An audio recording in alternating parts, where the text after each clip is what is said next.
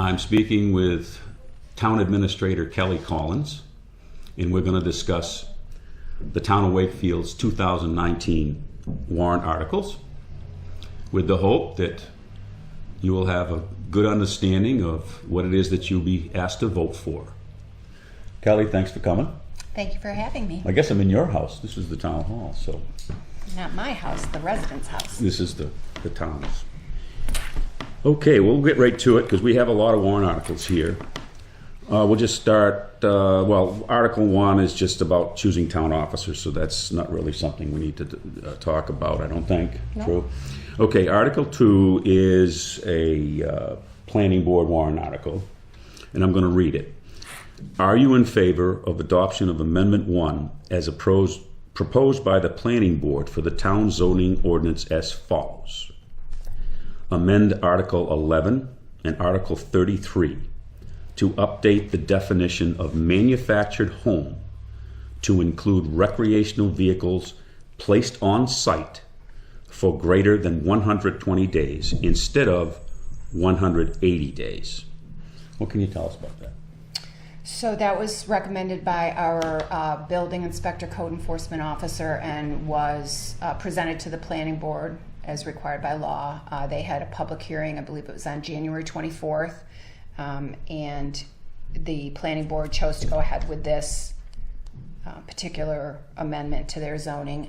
I suggest if people have questions, there was quite a bit of conversation at the deliberative session on Saturday, February 2nd about this zoning amendment as well as the two others on the warrant. And I suggest if you have specific questions that you contact the building department or the code enforcement officers and they can explain in greater detail. And I'll just throw in here that these meetings where these issues were discussed are available on the Clearview website, which you can access by going to the town website. So you can watch those videos and listen to that discussion. Moving on to Article 3, are you in favor of adoption of Amendment 2 as proposed by the Planning Board for the town zoning ordinance as follows? Amend the zoning ordinance to make editorial changes throughout the ordinance by replacing all instances of the term Comprehensive Shoreland Protection Act with Shoreland Water Quality Protection Act to reflect a similar change in New Hampshire statutes. No changes are proposed to the requirements of these sections. Now this sounds to me, Kelley, like it's just a word change to come in line with what the state calls it. Yeah, it's a housekeeping just so that our local zoning ordinance reflects the same verbiage as in the state law. Okay, thank you.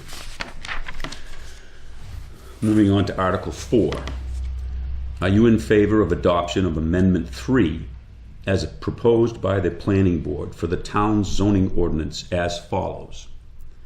Amend the zoning ordinance to set a fee of $25 for a private campsite permit, restrict the number of permits allowed for a lot to 1 permit per year, and revise the conditions for a private campsite associated with residential construction.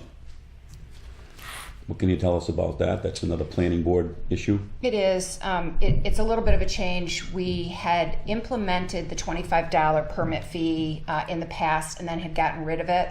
But we noticed that it's very difficult.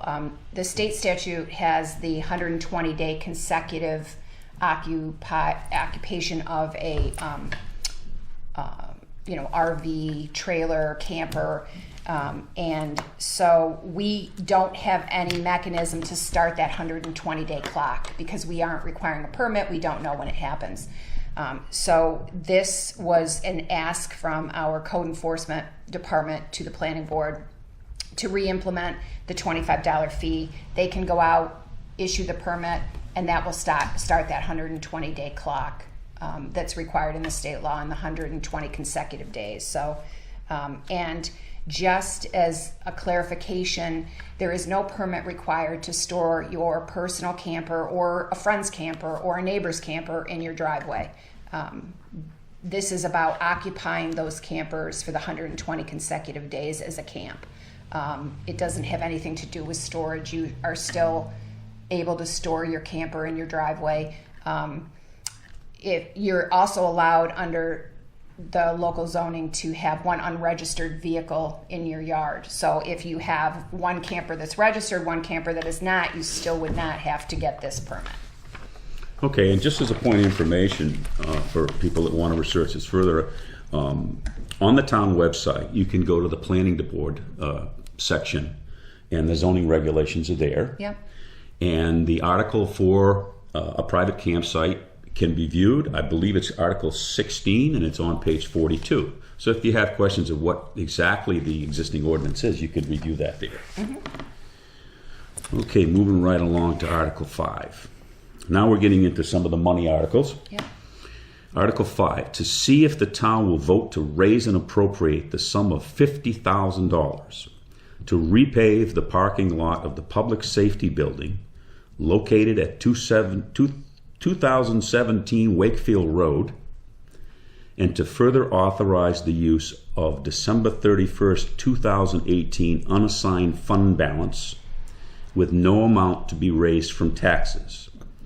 This special warrant article will be a non-lapsing appropriation per RSA 32:7, Roman numeral 6, and will not lapse until the parking lot is paved or December 31st, 2020. This appropriation is recommended by the Board of Selectmen by a vote of 3-0 and recommended by the Budget Committee by a vote of 10-0. Can you give us a little info on that? Sounds like you want to pave the parking lot down at the Public Safety Building. Yeah, so there's been some conversation for the last couple of years about the condition of the parking lot at the Public Safety Building. Obviously, anybody can go down and take a look at it. It's pretty cracked, pretty potholey. Obviously, some of the most expensive equipment that the town owns, other than the highway department, is stored, both the fire trucks and the cruisers, in that building. And I don't believe it's been paved since it was built. So there was a conversation, the Board of Selectmen had a conversation about paving the parking lot this year, and Denny Miller was pretty adamant about everything with the Public Safety Building had been paid for out of unassigned fund balance. I think you'll all remember that Charlie Edwards was kind of the clerk of the works to finish the second floor for the last couple of years, and did a really good job, brought it in under budget, returned some money, and so Selectman Miller felt strongly that this should be finished up with that unassigned fund balance and not raise taxes. So although this is a $50,000 appropriation, the actual money will come from unassigned fund balance, so will not increase the tax rate in 2019. Okay, thank you. Moving on to Article 6, to see if the town will vote to raise and appropriate the sum of $45,000 to purchase and install 3 radio repeaters and 13 digital, portable, or mobile radios for the Department of Public Works. This special warrant article will be a non-lapsing appropriation per RSA 32:7, Section 6, and will not lapse until the repeaters and radios are fully operational or December 31st, 2020, whichever is earlier. This appropriation is recommended by the Board of Selectmen by a vote of 3-0 and recommended by the Budget Committee by a vote of 10-0. Can you shine a little light on that one for us? It sounds like they need new radios for the trucks. So, correct. So the fire department and the police department had changed over from analog to digital equipment 2 or 3 years ago, and the highway department has not. So the highway department is still using analog equipment and therefore does not have the capability to speak directly to the fire department or the police department. And obviously in the case of an emergency situation, it is very helpful for the highway department to be able to radio ahead to the police department and say, you know, do you need us to plow that road? Do you need us to sand it for you? And to just not have that capability during an emergency is difficult. We did get one written quote. I anticipate that because it's so much money, we will probably be putting out a more formal bid process, or at least an RFP. I've been told by the DPW director that there's really only a couple of companies that do this kind of work. Two-way radio, OSP, I think it's OSP Mountain Communications, but we will get additional quotes, and then our highway department will have the capability to talk to our police department and our fire department by radio. Okay, great, thank you. Article 7, to see if the town will vote to raise and appropriate the sum of $75,000 to be added to the Bridge Construction Capital Reserve Fund previously established. This appropriation is recommended by the Board of Selectmen by a vote of 3-0 and recommended by the Budget Committee by a vote of 10-0. Now, there's a note here that this article was increased from $25,000, which apparently was the original warrant article, to $75,000 by voters at the February 2nd, 2019 deliberative session. So originally you were asking to put $25,000 in this Bridge Capital Reserve Fund, but at the deliberative session there was a motion made, which was by majority vote, to increase that amount to $75,000. Now, I just want to, I know that anybody that's been keeping up with what's going on is this year we have done a tremendous amount of work, thanks to you in part and the selectmen, to address our bridge situation in town. Haven't we hired an engineering firm? Yep. And they're where are they at? Are they in the process of assessing these bridges? And I'll let you speak to it. Yep. But before I do that, so the $75,000, I mean, fixing these bridges is going to be big money. Yeah. And so this is an attempt to start building up. Am I correct that this is putting a little more money in the pot, so that when the time comes, and we've identified the bridges with the greatest need, that we'll have some money in there to address that issue? Am I being inaccurate with that? Maybe. Yep. You address that for me. Okay, so the town of Wakefield has 7 bridges. One is closed. The Maple Street Bridge is closed and has been closed since 2010. It sustained damage in the Mother's Day flood of 2006, May 2006, and was subsequently damaged in subsequent floods as well. So DOT made a recommendation. We close it in 2010, and the Board of Selectmen did that. So we were looking at, we had a lot of conversation about reopening the Maple Street Bridge. The residents in Union are adamant about that. And so when that conversation came up, the Board of Selectmen and I had a conversation about bridges in general.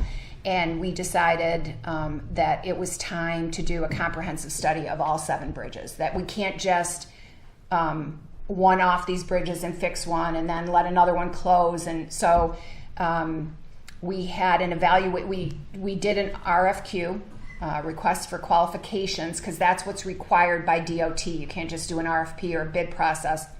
But down the road, we're looking at potentially using state aid bridge money to do these repairs and eventual replacements. And one of DOT's requirements is an RFQ. So we put out an RFQ for engineering. The Board of Selectmen, I believe we received 6 responses to the RFQ. We interviewed 3 firms, and the Board of Selectmen selected HEB Engineering in Conway as their engineer. Chris Fournier is the engineer. He has considerable experience with municipal bridges. He also has considerable experience with interstate bridges, because one of our bridges that is in poor shape is the Canal Street Bridge that goes to Acton, Maine. And so they spent the summer evaluating and doing an action plan for us, and that was delivered to the Board of Selectmen. I believe that was also a public hearing and is on Clearview. I don't know the exact date. I want to say it was. I think it was in July, August, September, maybe. Yeah. Well, people scroll down, and I was thinking July, but sometime during last summer or fall. Yeah, towards the end That of the meeting, summer. so that people can watch the Yep. actual presentation. Absolutely, and it was a comprehensive evaluation of all 7 bridges and where we are, and so also at that same time, the Board of Selectmen on May 31st submitted an application two applications to New Hampshire DOT asking to be put into the state aid bridge program, and that's basically a DOT program that allows municipalities to receive 80% funding from the state and 20% matching from the municipality to replace a bridge. Unfortunately, for reasons unknown at the state level, they have taken so many bridges in and have so many on the list that they are now subscribed out to 2029. Basically, it's full to 2029, and we did not get on the list, even though we had applied in May. And I wasn't notified of that until, I believe, December. Also, at that same time, the Board of Selectmen had the engineers apply for a Homeland Security and Emergency Management grant through FEMA. It's called a Hazard Mitigation Grant, because the Maple Street Bridge was damaged in the Mother's Day flood, and we had proof that we had made FEMA reimbursement requests on that. We filed a grant asking FEMA to help us because theirs is a 75-25 split. We were denied because the Maple Street Bridge project was not shovel ready, meaning it was not engineered and all ready to be rebuilt, which again is money. I believe the proposal was $130,000 in engineering, and we didn't quite have enough to do that whole work. And also because you get points for the detour, and the detour on the Maple Street Bridge is only 0.2 miles, whereas the Canal Road Acton Main Bridge is a 9-mile detour. So that would obviously score higher. Unfortunately, that one has not been damaged in floods and is not eligible for HSEM money. So we have reapplied for the Maple Street Bridge grant just for removal because according to our engineers, it is not going to stay upright forever. They obviously can't give us a time frame, but they're concerned that it is in bad shape and could potentially fall into the river. So just some other information I wanted to give you. In 2016, the governor passed down to the municipalities a special highway block grant. At that time, Wakefield received $116,009.33, and the Board of Selectmen have earmarked $40,000 of that to do repair work on the sidewalks in Union, but the rest of that money they've kind of earmarked for this bridge work. So we also had $74,669 at the end of December 2018 in the Bridge Construction and Maintenance Capital Reserve Fund. So if you take the Senate Bill 38 Special Highway Block Grant money from 2016 and what's currently in the Capital Reserve Fund, there's about $140,680 available for bridge work. If the $25,000 had passed, it'd be at $165. Since the town deliberative session increased it to $75, we'd be looking at about $215,000 if the warrant passes in March. So even though we're not in the state aid bridge program, there's some money available to start engineering, to start getting these projects shovel ready, to work with Acton, Maine. The Acton, Maine Canal Street Bridge is also a historic bridge, so we have to work with the U.S. Department of Historical Resources and the New Hampshire Department of Historical Resources. So there's a lot of moving parts on the bridge work. Yeah, and thank you. That was a great explanation. I think to sum it all up, it sounds to me like the town administration is doing everything it can to move this along as quickly as possible, but we have no control over what the state or the federal government does for their share. We don't, and it's very difficult. I think most municipalities, some municipalities have less bridges and some have more, and I think it's very difficult for communities of this size to look at taking on bridge replacement on their own. And I think that's why the state aid bridge program existed. And hopefully the residents that are interested in this will contact their reps and the governor and see if more money can be made available to move this on. Okay, great, thank you. We'll move on to Article 8. To see if the town will vote to raise and appropriate the sum of $40,000 to be added to the Ambulance Capital Reserve Fund previously established. This appropriation is recommended by the Board of Selectmen by a vote of 3-0 and recommended by the Budget Committee by a vote of 10-0. Now, I've watched this almost every year. We vote on this because this is good fiscal management where we put some money away every year, a smaller amount, so that when we need a new ambulance, the money is there. Would that be a correct? Yeah, hopefully, we sometimes in the final year we have to appropriate a little bit more depending. I mean, that's kind of our last chance to see what they're selling for. But I think Chief Nason does a fantastic job on evaluating his equipment, seeing what his replacement year is, dividing it, how much money it is by the number of years, and then putting that amount of money. And the residents have been really good about supporting that effort. Right now, at the end of December 31st, 2018, there was $85,451 in the Ambulance Capital Reserve Fund. The chief gave a number at the deliberative session of maybe around $220,000 to replace an ambulance, and he's looking at probably 2021 to do that. So I think, we're kind of on track if we continue to put this in. Again, that last year we may need a little bit of a bump depending on what the actual purchase price winds up. Well, right, and I think what you just mentioned was by doing it this way, we don't get hit with a $200,000 warrant article to buy an ambulance because there's no money been set aside for it. And that's the whole purpose of this type of doing it. We'll move on to Article 9. To see if the town will vote to raise and appropriate the sum of $75,000 to be added to the Fire Truck Capital Reserve Fund previously established. This appropriation is recommended by the Board of Selectmen by a vote of 3-0 and recommended by the Budget Committee by a vote of 10-0.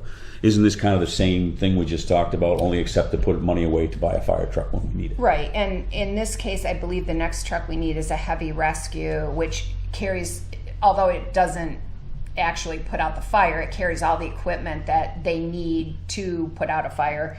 And the chief, I believe, gave a number at the deliberative session of between $450,000 and $470,000 to replace it, which is considerably more, obviously, than an ambulance, and around the same time frame in the 2021, which is why you see both these articles, each year. And there's currently, at the end of December 2018, there was $223,494 in that account. So we're on target. We're on our way. Yep. Okay, moving on to Article 10. To see if the town will vote to raise and appropriate the sum of $75,000 to be added to the Highway Heavy Equipment Capital Reserve Fund previously established. This appropriation is recommended by the Board of Selectmen by a vote of 3-0 and recommended by the Budget Committee by a vote of 9-1. Are we in a similar situation to the fire and ambulance here, where we're putting some money away for heavy equipment for the town? So I think most people know and remember that we bought 2 10-wheel trucks last year. I think we bought a 6-wheel truck the year before. We had to purchase some other equipment last year, and our new DPW director was very good at parlaying trade-ins and old equipment for new equipment, and so we're in pretty good shape, but we are going to need a grader. And this came up as part of the CIP, the Capital Improvement Plan Committee meeting. The grader was identified as something that would need to be replaced. Our current grader has 30,000 hours on it and had to have a new meter put in it, so it's clocked another 6,000, so we think around 36,000 hours. And we use it, obviously, to grade the dirt roads in town. So it's important. A new one would be about $220,000, but our DPW director is not opposed to looking at a used one. And right now we only have $2,688 in that account. So we don't want to be in a position where the grader dies before we have enough money stockpiled to replace it either with a new one or a used one. So this is just it's more of the town has philosophically decided to try to put money away in capital reserve funds rather than borrow or bond or lease things. Right. So we don't have the interest charges. We can pay cash for things. Right. Well, that's great. Let's see. Are we on Article 12? I think we are on Article 11, maybe? Oh, we're Article 11 also. Oh, yes. I saw heavy equipment and I thought it was the same one. Let's see. Article 11. To see if the town will vote to raise and appropriate the sum of $75,000 to be added to the transfer station heavy equipment capital reserve fund previously established. This appropriation is recommended by the Board of Selectmen by a vote of 3-0 and recommended by the Budget Committee by a vote of 10-0. So what can you tell us? I mean, this sounds like another situation. So we have a loader at the transfer station. It has 4 gears and is missing 3. So we have temporarily taken it out of commission because we were offered $12,000 or $13,000 as a trade-in for it, but it needs at least 1 gear running. It has to be running to get that trade-in value. So in the meantime, again, our DPW director, Brock Mitchell, has spoken to a contractor, and we are short-term renting a loader for the transfer station at $4,000 per month. Up to 4 months of that rental fee can be used as credit against a new loader with this particular vendor as well. So we have a $12,000 or $13,000 trade-in. We have potentially $16,000 if we rent it for up to 4 months. We probably wouldn't rent it for more than that because we wouldn't get the credit for it. And a new one is around $125,000.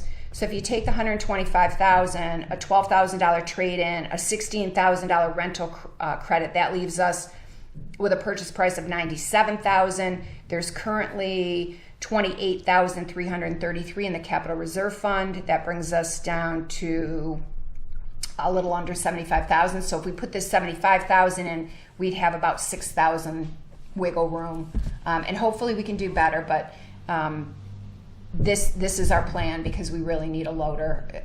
The loader at the transfer station moves, the construction and demolition debris. It does a lot of the heavy work in there. So. And I mean, this sounds like a need, not a want, because you've got a piece of equipment that's non-functional. Yeah, our piece of equipment is decommissioned. We are not using it, and we are renting one. And obviously, $4,000 a month is not a long-term solution, right? For a loader. Thank you for that. Article 12, to see if the town will vote to raise and appropriate the sum of $30,000 to be added to the invasive species expendable trust fund previously established. This appropriation is recommended by the Board of Selectmen by a vote of 3-0 and recommended by the Budget Committee by a vote of 10-0. So this warrant article is a warrant article we've had, according to Selectman Miller, for maybe 20 years. I think he was on the Conservation Commission when they originally proposed this. This is just about trying to keep the invasive species out of our lakes. Obviously, that affects the assessed value of property on the lakes, and the Board of Selectmen supports doing whatever we can to keep the quality of the water on the lakes that we have in town.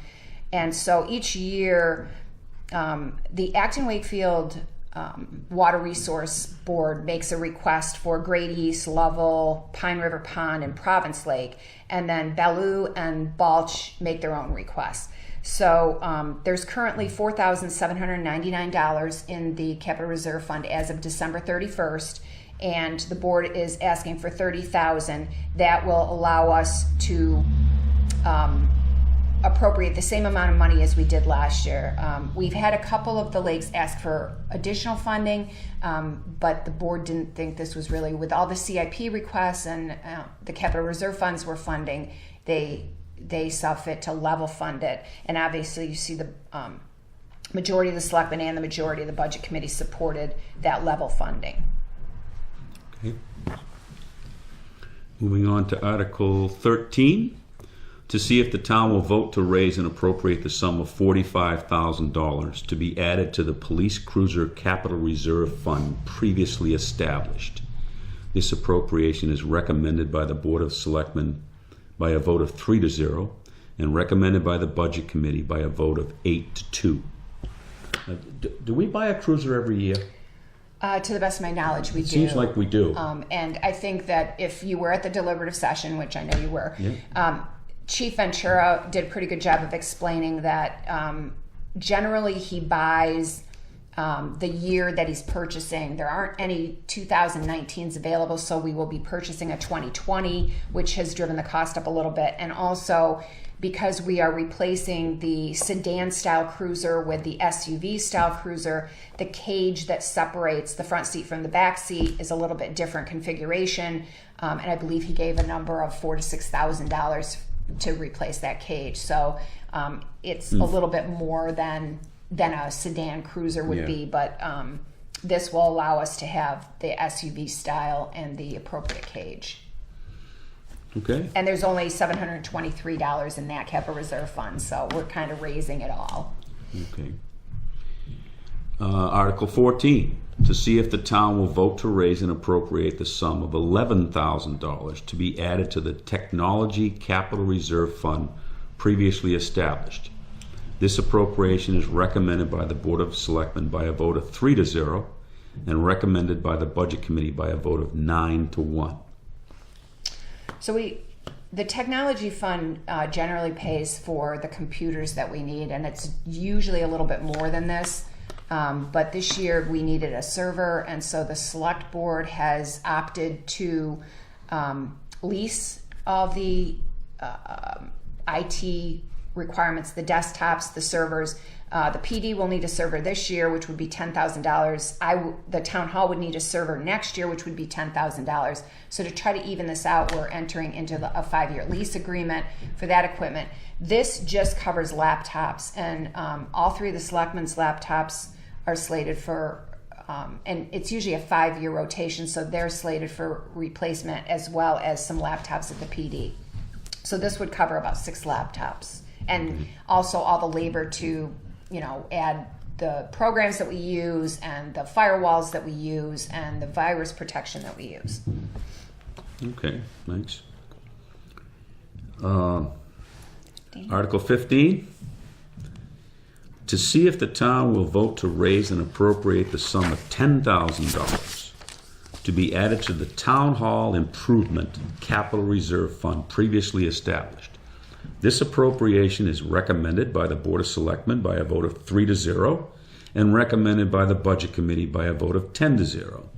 So you get some more work you want to do in the Town Hall? Is that what it is? Yes, so for anybody who's been into Town Hall and had occasion to meet with Michelle or Tony, you'll notice that they share an office.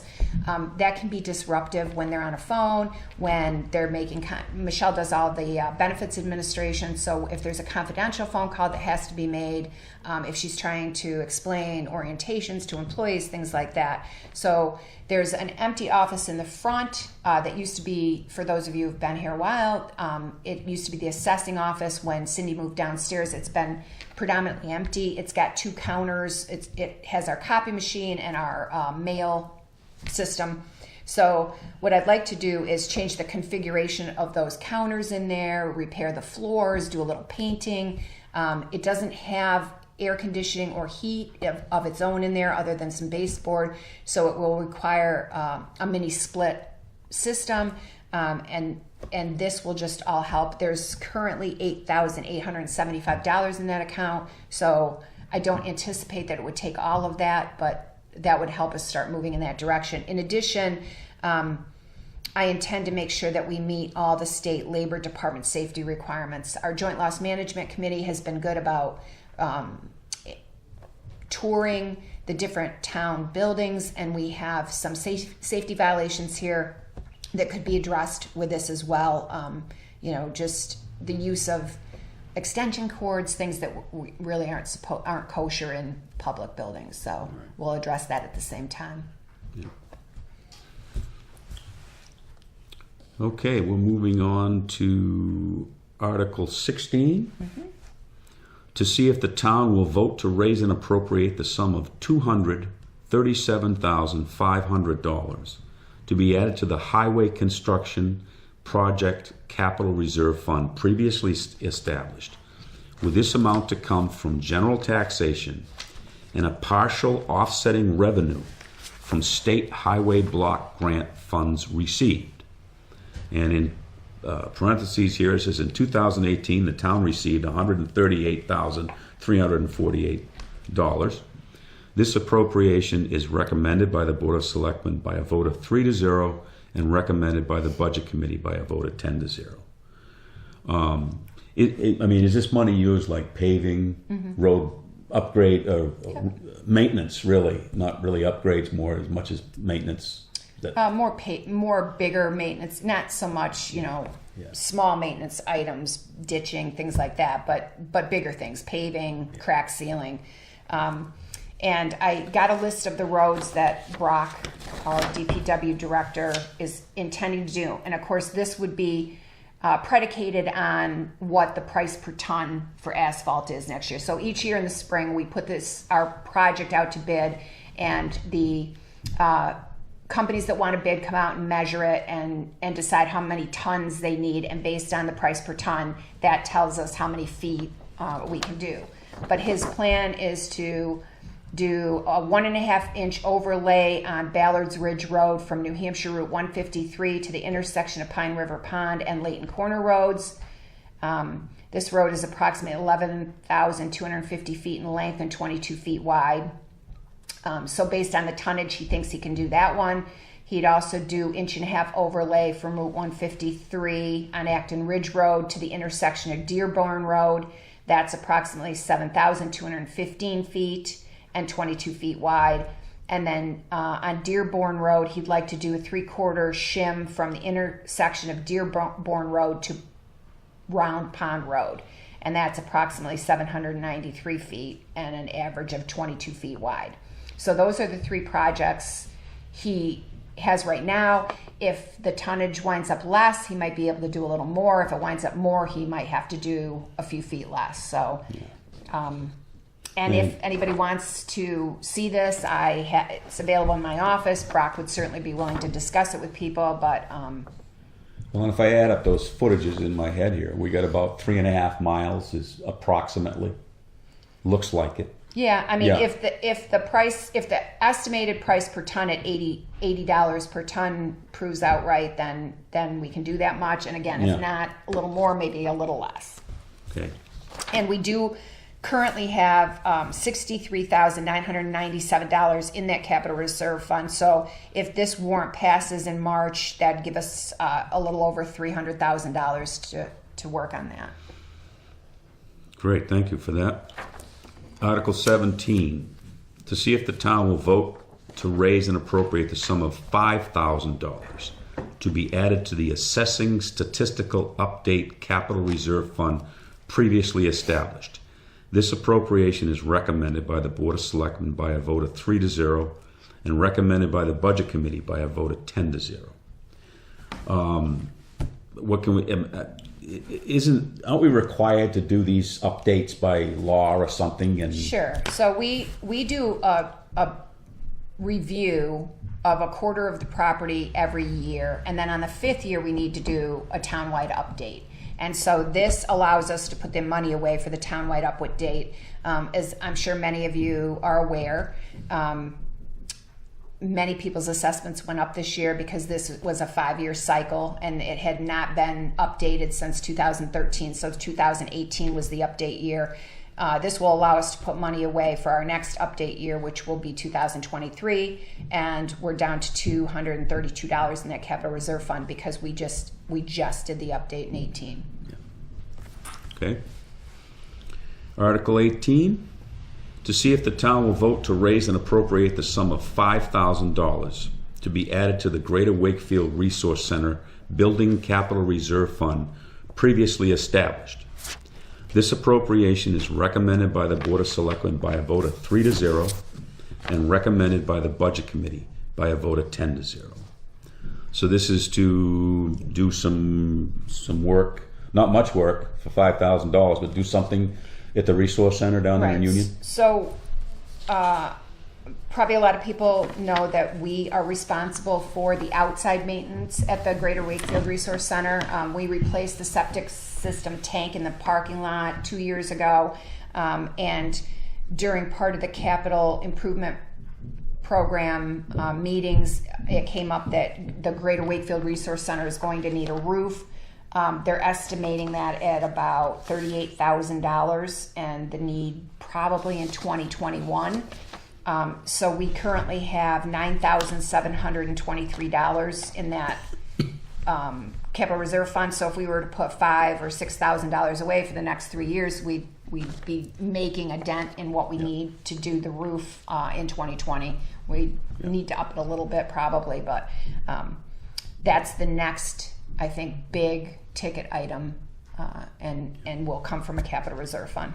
Yeah, and just to clarify, that is a town-owned building. It is a town-owned building. Yeah. Yeah. So that was 18, wasn't it? Yes, it was. So we're coming up to Article 19, and I think you've got Parks and Rec Director Yeah, Wayne I'd like to Robinson invite here to our Parks and speak Rec on Director. that. Wayne, if you want to just come up and sit in that chair. I'll just move the mic that much, that's plenty. Great. Article 19, to see if the town will vote to raise and appropriate the sum of $28,500 for the purpose of replacing the dugouts at the ball fields for the Parks and Recreation Department. This special warrant article would be a non-lapsing appropriation per RSA 30:7, Section 6, and will not lapse until the dugouts are replaced or December 31st, 2020, whichever is earlier. This appropriation is recommended by the Board of Selectmen by a vote of 3-0 and recommended by the Budget Committee by a vote of 10-0. Now, Wayne, you do a great job down there with the kids. Thank you. And they're our most precious thing we have in town. So tell us what you need down there. What's going on? Are they worn out? They're worn out. Actually, we built them 15 to 20 years ago. They were done a lot by volunteer and donation. At the time, they worked great. They've worked great over the years. The water table is high down there. The drainage is not very good. And they're all done in concrete and on slabs. And all the slabs have heaved. Concrete blocks have cracked. There's fence doors that you cannot open right now because they heave so much. The last few years, we've had to have a contractor go in and they dug underneath it and shim the backside so we could use them. There's 4 ball fields down there with 8 dugouts total. We have replaced, we had a volunteer go in, we paid for materials and they rebuilt 2 of them. We're gonna build them out of wood instead of concrete. That way, if we need to do any repairs, it's easier for us to do it. And you know, that's what we've been doing with the fences down there as well. Instead of setting them in concrete because they heave so much, we're just driving them in with a compressor dry, and that way it's easier to maneuver them afterwards and reset them. So it's something that we got a quote on what it would cost to replace what the people had built out of wood already, and we're hoping we'll be able to do it for a lot less than that. You know, if the highway crew has time, they can at least help us get rid of what's there, haul it off, and prep the site. That will save us a lot of money as well. Okay, well, give me a little handle on how much of those fields use and how many games you have down. You have a lot of activity, don't you? Yeah, so in baseball, Little League age kids, we have 13 teams. Wow. That's not counting the T-ball program. We have 4 teams in that. There has been a men's baseball team that's played there. Plus we have 2 Babe Ruth teams that play there. So those fields are used a lot just for baseball, softball, and during the soccer season they're used as well. So with bad weather, especially in the fall during soccer season, the dugouts are utilized a lot. And the same thing in the fall, we'll have 11 to 13 soccer teams, plus the 4-year-old program that we do that brings us about 28 to 30 kids that participate in that on Sunday nights for 8 weeks. There's a lot going on. That's great, Wayne, thanks. And I know you do a great job for Thank you, Jim. the children of this town and the adults too. You have They're our activities. future, so The rec you know. department. Yep. If people have more questions about the dugouts, can they give you a call? Yes, Parks and definitely. You Rec? can give me a call at the Parks and Rec Department. And this was part of the capital improvement plan as well. Thank you, Wayne. Thank you. Thank you. Moving on to Article 20.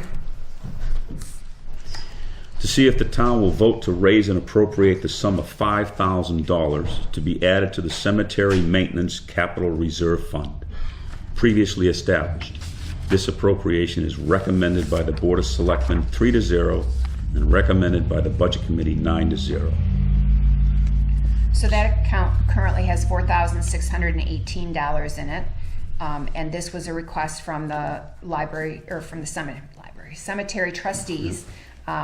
They are responsible for over 100 cemeteries in town that they're aware of. Wow, I didn't know we had that many. We have that many. And so this covers whatever they need in the way of, removal of trees and things like that. So that's kind of a no-brainer. Yeah, The keeping Board of the Selectmen and the cemeteries. Budget Committee are both supporting that, so. Okay. Article 21.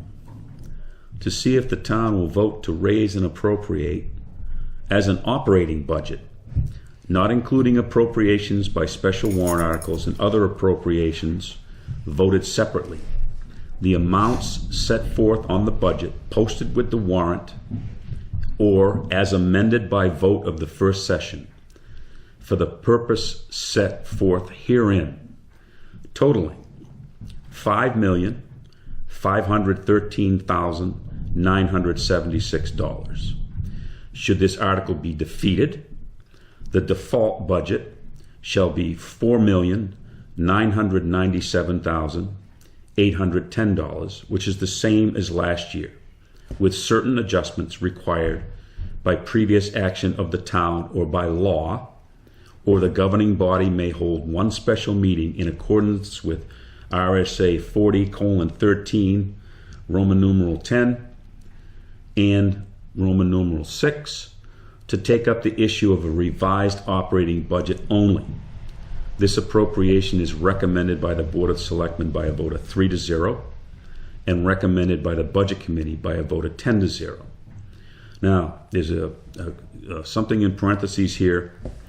This article was increased from $5,513,276 to $5,513,976 by voters at the February 2nd, 2019 deliberative session. The Selectmen's recommendation was made prior to the February 2nd increase. Now that's the big one. That's the town budget that kind of runs everything. It is. So let me just start by saying that at the deliberative session, there were two amendments made, one to add $200 to the cemetery's operating budget and one to add $500 to the Conservation Commission's operating budget. Those both passed, both those amendments passed, which is how we got the new number of $5,513,976. I just like to give you some statistical information as well. So the budget last year, the gross budget was $5,073,405, and it's now $5,513,976. That's up 8.69%. The majority of that increase is in the 3 or 4 extra months of the full-time firefighters and the hiring of the 3 new full-time firefighters and going from 12 hours to 24 hours. I think most of the residents will remember that last year Chief Nason submitted that as part of his operating budget, and shortly after town meeting we started a search. I think we had 2 in May and 1 in June. So but I believe we budgeted for 8 months of that. So the additional 4 months. So now last year we budgeted for three full-time firefighters and going from 12 hours a day to 24-hour shifts. And so this year we're picking up the extra 4 months of that from January to April, because it only started after town meeting last year. So that is the bulk of what that 8.69% increase in the operating budget for this year is. So the gross operating budget is up 8.69%. The default budget is up 5.35%. And of course, the default budget is calculated by taking last year's budget plus any contracts that were signed and approved before town meeting last year and minusing out any one-time expenditures. We had no contracts that were included or added, but we did have a couple of long-term employees leave who had extended sick time accruals, and so we paid that out. So those were one-time expenditures, and those were minused out of the default budget.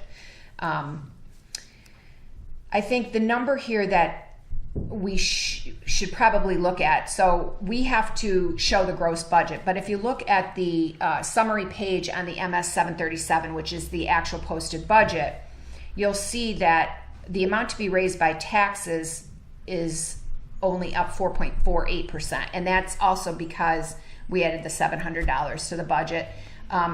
Because a petition warrant article was zeroed out, that also had $40,000 in revenue that came out. So originally, the way the budget and warrant were posted originally, the budget was up like 1.95%.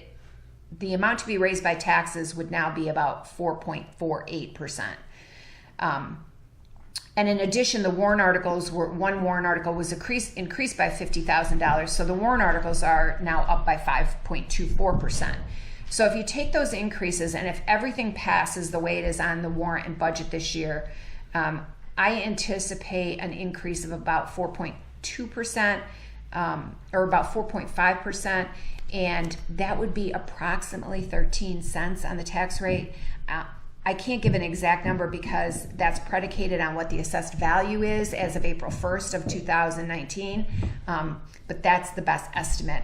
And so it's because that 4.5% is on $3.08 of the town portion of the tax bill last year. The tax bill for the town, we're 27%, whereas the local school is 45%. And then the county and the state school take up the rest. So even though our budget may be up 4.5% to be raised by taxes, it's 4.5% of 27% of the rate, not 45% of the rate. Confusing? No, I'm completely confused. Okay. And Ask me a question. But I will say this, that, as you well know, I'm one of the people that was unhappy about the tax increase I got in my December bill. And it's no one's fault, but you gave me a great explanation, which I was very pleased to have, that what it really is about, the big question for everybody is, how much more is it going to cost me? And I think what I understood from your explanation, maybe you'll expand on it a little, was that if you take that the amount of money we had to raise last year was this amount. Mm-hmm. And so that's already in the tax rate that we have of $11.26. So what increases my tax bill is if I add up all these numbers, mm-hmm. and we need to raise more money than we raised last year. Right. So am I understanding that you're saying that these numbers might be confusing, but as far as the town's portion of the tax rate, that if I add all these numbers up, the additional money we're going to need only represents about 13 cents? 13 cents. 13 cents each $1,000 of assessed value. So Okay. $100,000, it would be $13. Right. Okay. $200,000 house would be about $26. Okay. And again, I think the percentages are hard to understand because the tax bill is made up of each political subdivision. So there's the local school, the state school, the county, Right. and the town. And the town represents right now in 2018, 27%. So even if our budget went up 10%, it's 10% of 27% of the tax bill, which is different than if the school goes up 10%, which is 47% of the tax bill. Right. Obviously, that number would be greater. Yeah. So I think one of the things we probably don't do a really good job of, and we should probably do better, is also talking about revenue. We talk a lot about gross budgeting, and we talk about, the budget is up 8.69% gross from last year, but we also have offsetting revenue. I think you saw it in one of the paving warrant article that we disclosed that there's $138,000 that comes to us from the state for highway block grant money, and that really, it's shown on the revenue side, but it really has a correlation to, you're not really raising $237,500 because you're already getting $138, so you're really raising $100 because you have an offsetting revenue. So we have done a pretty good job of maximizing revenue where we can. For example, motor vehicle registrations are up. That's nothing we did, but they just are trending upwards. So we received over $1 million in motor vehicle registrations last year. Right. We used to get $6,000 or $8,000 interest on our bank accounts. Michelle and I looked into how we were using our banks, and we will probably get $26,000 or $27,000 in interest. So we quadrupled our interest on our bank accounts. Just any opportunity that we can have to increase revenue, we really take. And in addition, which they are probably not happy about, but because of the 3 new firefighters and the increase from 12 hours to 24 hours, Brookfield is paying us more because their share is 12.3%, and there's a 10% for administration. So Brookfield's contribution to us has increased as well. So there's offsetting revenues that we don't do a really good job about talking about. So, to look just at warrant article number 21 and just the gross budget does not give you the whole picture on what needs to be raised by taxes. Right. Okay, I think we've had a good explanation of that. Yeah, if people have questions, they're welcome to call. I'd be happy to explain it. Come to my office. I can show you the numbers. Right. But it sounds like the administration and the selectmen have been quite frugal this year, or I mean, they're not raising a lot more money than we already did last year, and is already in the tax rate. I think the department heads, the department heads do a really good job at only asking for what they actually need. All of us go back to a zero budget and build it back up. We don't just add 10% onto last year's budget because the electric bill is going up. We really look at each of those expenditures and whether we need them again, and whether it's something that we can purchase for less or be more cost effective in. And then the Board of Selectmen struggled with this because with the CIP committee identified a lot of new capital improvements that we need to do or make over the next several years. And I think the Board of Selectmen did a really good job at kind of picking and choosing the ones that were most important, the ones that were time sensitive, the ones that were most crucial to the operation, and not just putting everything in the warrant and hoping people would pass them. These are their friends and neighbors. They pay taxes here too. They understand the implication of what they're doing with both the warrant articles and the operating budget. And the budget committee, they worked hard at it too. Yeah, well, I really appreciate having a really good explanation that I can wrap my head around, because sometimes, when I'm in the voting booth, I mean, it's like, oh my God, how much is this going to cost me? And but you've spelled it out very well. Thank you. Okay, we'll move on to Article 22. Okay. To see if the town will vote to change the purpose of the transfer station heavy equipment capital reserve fund established in Article number 12 of the 2001 town warrant from, and in quotes here, to purchase heavy equipment for the transfer station and recycling center, to transfer station equipment capital reserve fund for the purpose of purchasing equipment, including but not limited to heavy equipment for the transfer station / recycling center, end of quote, And furthermore, to name the Board of Selectmen as agents to expend the fund. And it says 2/3 vote required. I'm not sure what that exactly means, but maybe you can shed a little light on it. And I believe that that's actually been corrected to 3/5 vote because our Senate Okay. Bill 210, both the lawyer and I missed that. But I believe it'll be corrected on the ballot and in our town report. So it will be accurate in those two places.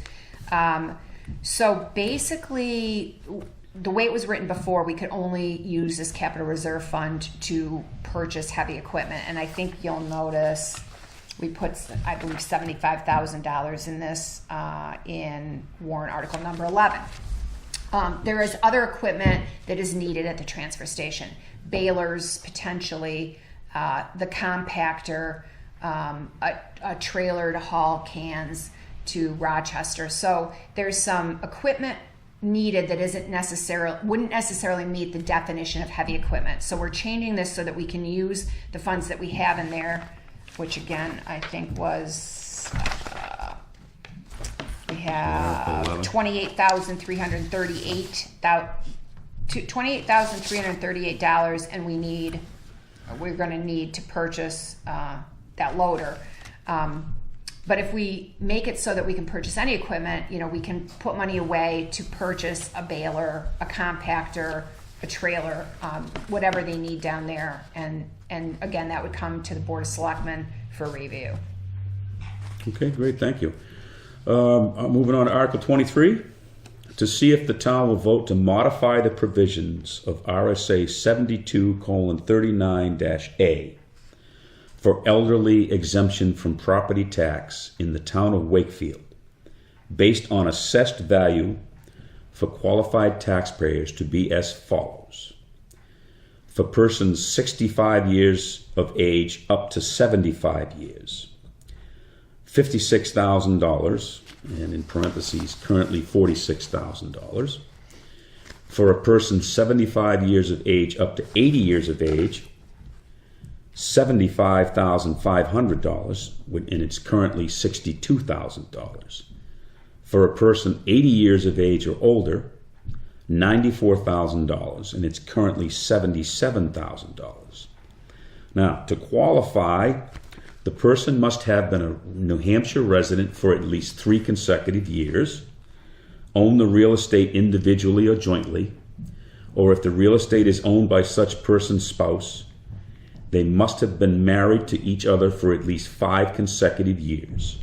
In addition, the taxpayer must have a net income of not more than $20,000 single, or if married, a combined net income of less than $30,000, and own assets not in excess of $150,000, excluding the value of the person's residence.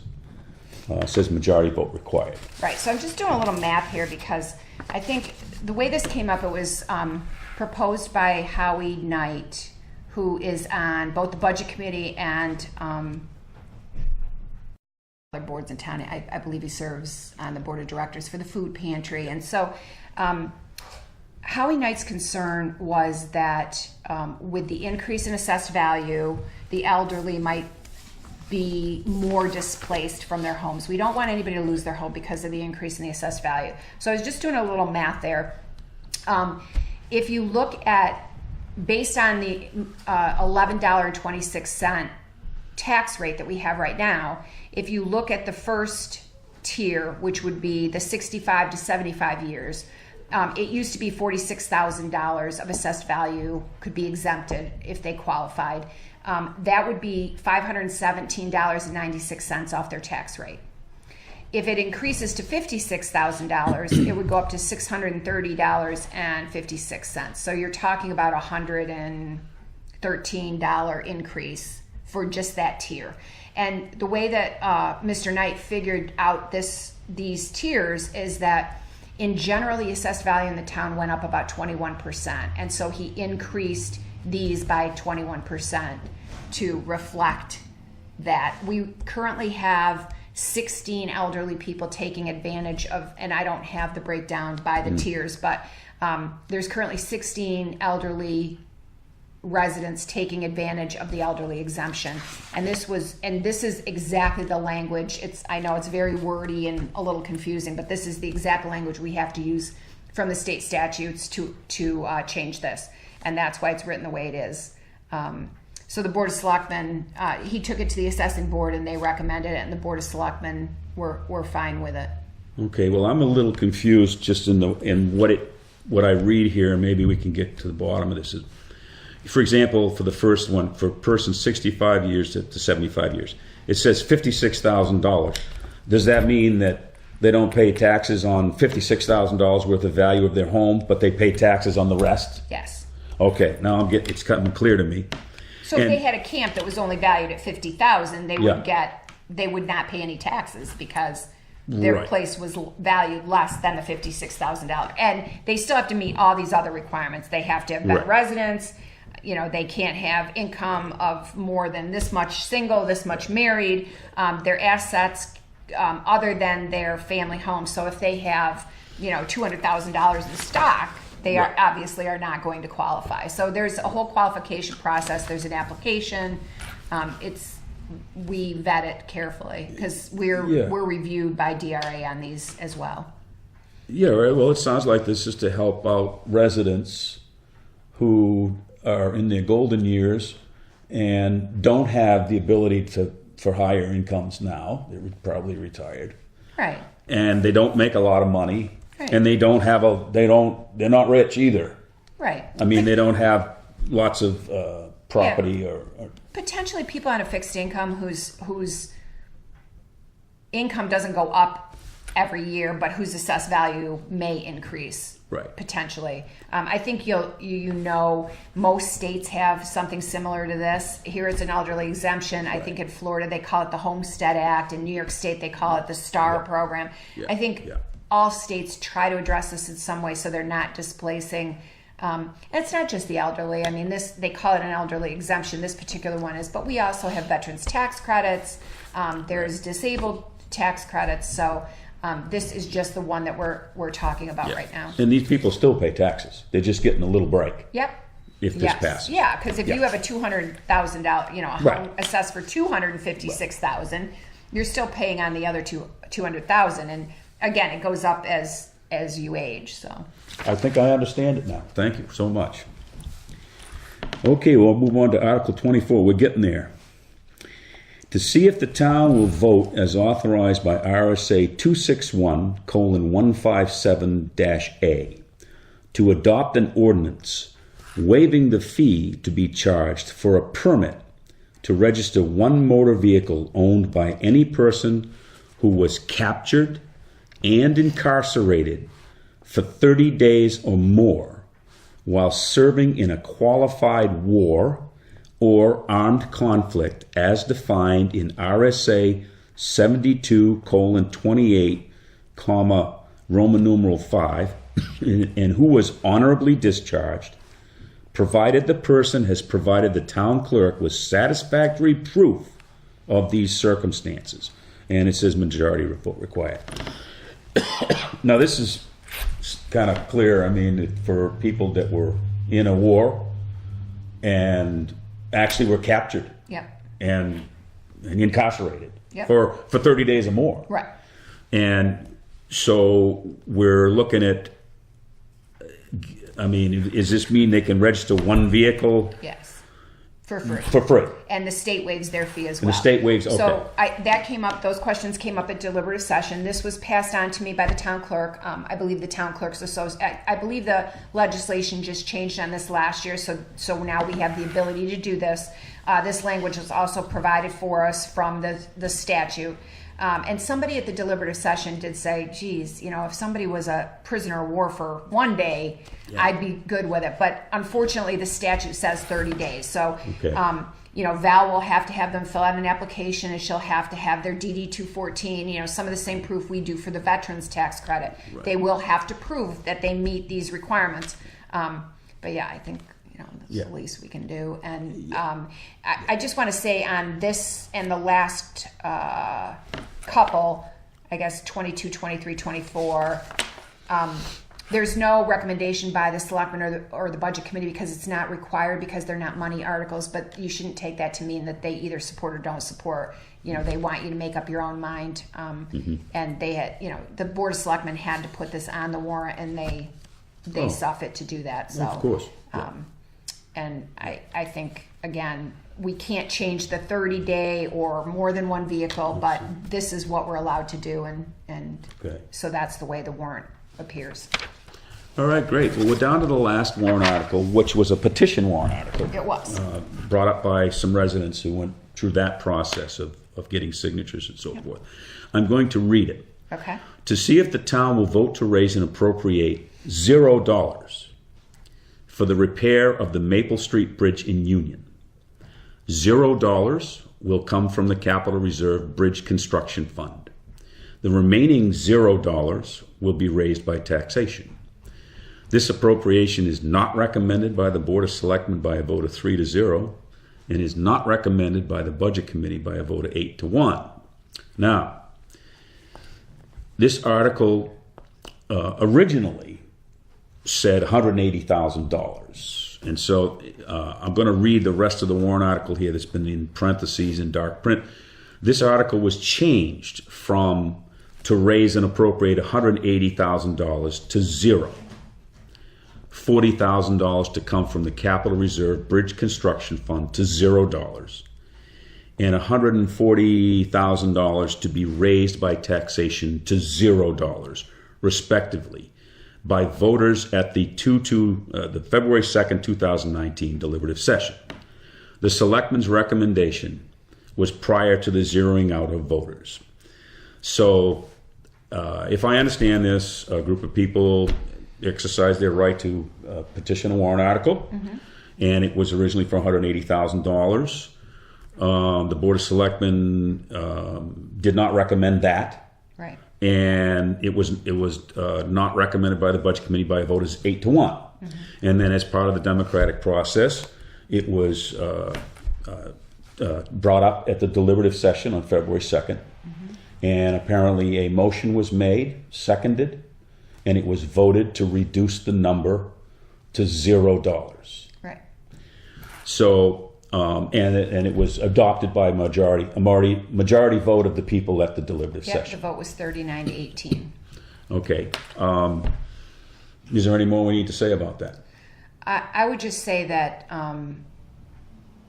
the Board of Selectmen did not vote again to support or not support it. So, you know, since it's changed to $0, they might have changed their vote. But the Budget Committee did, and it will be reflected on the ballot, that they voted 8-2 to support it with the zeroing out. Okay. So the Budget Committee now recommends it because it has Because changed. it's a 0. The Board of Selectmen did not re-vote at the end of the deliberative session. So the vote was 39-18 at the deliberative session to zero it out. Okay.